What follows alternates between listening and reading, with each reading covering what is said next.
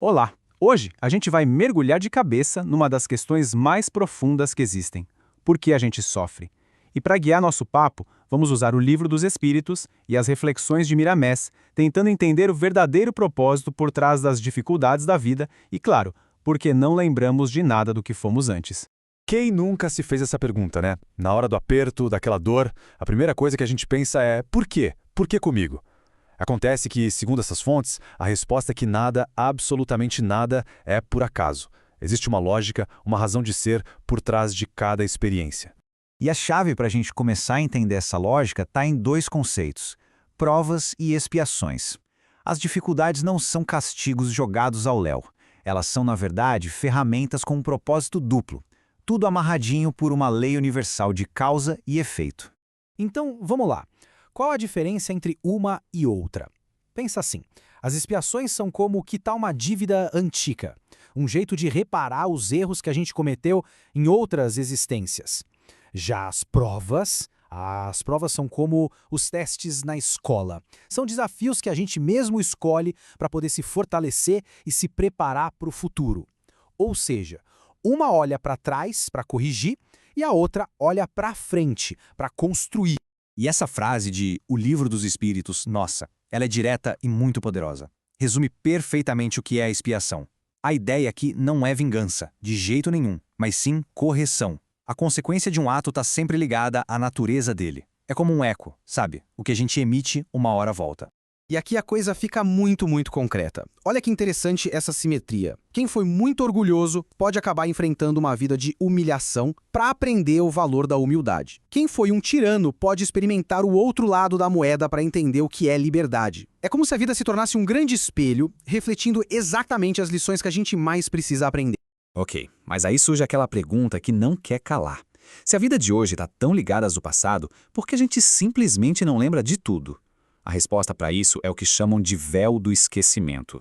E é importante entender, o esquecimento não é uma falha, um defeito de fábrica. Pelo contrário, ele é descrito como um véu temporário que nos dá a chance de um novo começo, sem o peso esmagador dos erros passados ou, quem sabe, o orgulho paralisante dos acertos. É a chance de começar com uma ficha limpa, por assim dizer. E Miramés reforça isso de um jeito muito claro. O esquecimento é uma proteção, um ato de misericórdia. Pensa bem, como seria ter que encarar todo dia as pessoas que a gente já prejudicou ou que nos prejudicaram em outras vidas? Seria quase impossível conviver, né? O esquecimento nos dá a chance de reescrever essas histórias do zero. A lembrança constante de uma falha grave poderia nos encher de uma vergonha que trava, que impede de seguir em frente. E o contrário também é verdade. A memória de uma vida de poder, de virtude, poderia nos encher de um orgulho tão grande que a gente ficaria cego para as lições do agora. Então, o esquecimento nos mantém focados na jornada atual. Certo, mas se não temos as memórias para nos guiar, quer dizer que estamos navegando às cegas, no escuro? De jeito nenhum. As fontes explicam que nós recebemos um kit de ferramentas internas, uma espécie de bússola para a gente se orientar. E essa é a pergunta de $1 milhão, não é? Como é que a gente corrige uma coisa que nem lembra que fez? A resposta não está na memória dos fatos, nos detalhes, mas sim nos ecos que esses fatos deixaram dentro de nós. E aqui está a nossa bússola interior, com 3 partes. Primeiro, as tendências instintivas. Sabe aquela impaciência que aflora fácil demais? Ou aquela preguicinha? São pistas do que a gente veio trabalhar. Segundo, a voz da consciência. Aquela intuição, aquela vozinha lá no fundo que avisa quando estamos indo pelo caminho errado. E por fim, o livre-arbítrio, o nosso poder de, a cada segundo, escolher se vamos ouvir tudo isso ou não. E olha, esse ponto é crucial. Sem o livre-arbítrio, todo esse sistema de provas e expiações não faria o menor sentido. Seríamos só máquinas, robôs executando uma programação. É justamente a nossa capacidade de escolher que dá valor às nossas conquistas e significado ao nosso esforço para ser melhor. Ok, então vamos juntar as peças desse quebra-cabeça. Provas, expiações, esquecimento, livre-arbítrio. Qual é o objetivo final de tudo isso? Para onde essa jornada toda está nos levando? A resposta é, ao mesmo tempo, simples e grandiosa. E aqui vem talvez a ideia mais transformadora de todas. A vida não é uma prisão, é uma escola. E as dificuldades não são castigos, são lições. Cada desafio é um exercício pensado para o nosso próprio despertamento espiritual, para a educação dos nossos sentimentos. E essa citação do trabalhador, nossa, ela fecha a ideia com chave de ouro.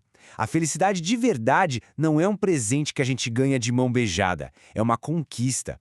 É como o trabalhador que se sente realizado pelo salário que ganhou com o próprio suor. O espírito também se sente feliz pela elevação que conquistou com as próprias lutas. Então, resumindo, o grande objetivo é este: educar o que sentimos, despertar qualidades que estão adormecidas, nos purificar. É um caminho para conquistar a felicidade, não apesar dos desafios, mas por causa deles. No fim das contas, aquilo que a gente muitas vezes chama de azar ou má sorte pode ser, na verdade, o empurrãozinho que a vida está nos dando na direção da nossa evolução. E para fechar, fica uma reflexão. Se a gente aceita essa ideia de que a vida é uma grande escola, a pergunta se volta para cada um. Olhando para os desafios de agora, para aquelas dificuldades que sempre se repetem, que lições elas podem estar tentando ensinar? O que será que a vida está pedindo para que se aprenda neste exato momento? A resposta pode ser o começo de uma jornada incrível de transformação.